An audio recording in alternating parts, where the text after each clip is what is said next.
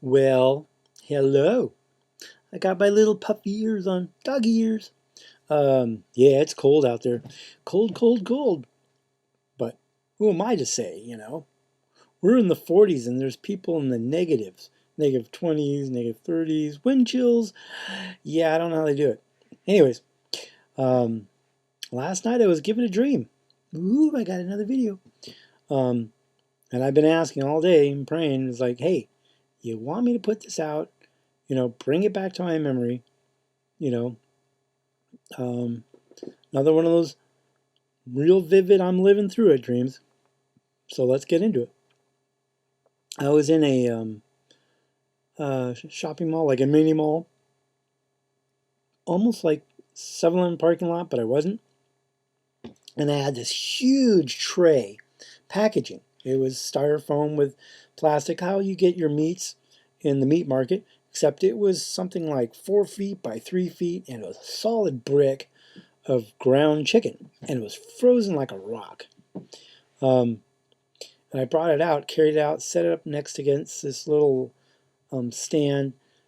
Like sometimes they have these cigarette or they used to be film, photographic film stands where they could process your films or send it out for you, whatever. Anyways, it was sitting next to that, and I'm like, oh man, it's going to take days, right, to thaw this out. So I'm not going to be cooking this for dinner, I guess, right? And there was a couple other people there, and they're like, well, just leave it and come back. And we walked to the other side of the parking lot area, and there was a little cigarette store that sold cigars, cigarettes, stuff like that. I walked in, and this was one girl, and they were both, I don't know, Middle Eastern. I don't know what country, so I'm not going to name them, but it was obvious they were speaking Arabic or Farsi or something like that. And the girl, they had glass cabinets, and the girl asked if she could help me. And I said, I'm looking for Swizzers. They're like rolled cigars or cigarettes or cigarettes or something. They're I don't know all about it. I know that a lot of people back in the day would empty them out and put marijuana or weed in them and then smoke them in public, like nobody could tell the smell of it. But anyways, so there was a pack of 3, and it's really important. I don't know why, but 3,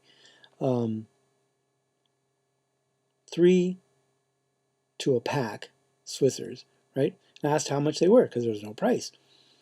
I don't know why I'm buying them. I don't smoke. She goes, I don't know. And she was trying to figure it out, and she was having such a hard time.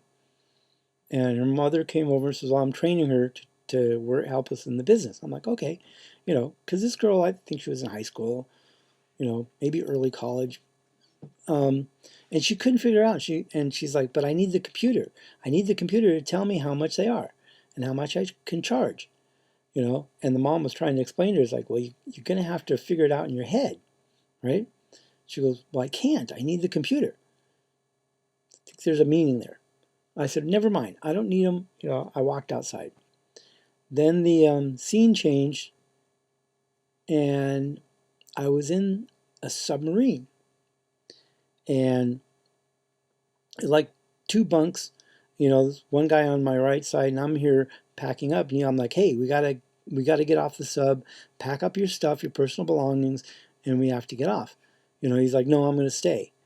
And I looked at him, and he had like long curly hair. He had a dark beard, and tan or brownish skin. I mean, I didn't know if he was Hispanic or Middle Eastern, but he had that look, right? I don't care. I mean, it's like, okay, but he's like, no, he was insistent on staying on the sub. I'm like, but we were told everybody off the boat, He's like, well, I'm staying. I'm like, well, I'm going because we got to go. We got to go now, So all of a sudden, the scene changed, and I was on a dock, and the dock was next to the mini market place where I was, and on the dock there was a building, and I went in the building to get processed, unloading everything, and They said, is everybody off the boat? And I said, no, there's one guy who won't get off, right? And then I'm outside the building suddenly, right? Outside of the building, the submarine's no longer by the dock area, and it's out in the bay, because we were in like a bay, and I couldn't tell if it was Seattle or like Pearl Harbor Bay or Long Beach in Los Angeles, California. But one of those three, and maybe this applies to all three, I don't know. But the submarine was off at a distance, and then it exploded. All of a sudden, a rush of water came up like a big plume splash, and then there was a mushroom cloud. And it was bright, and I could look at it, which was really strange because you're not supposed to look at it. But it was like orange on the outside, and then yellow, and then the very center was super bright white. And I went, oh my gosh, right? But there was no shock wave. I woke up before there was a shock wave or anything else.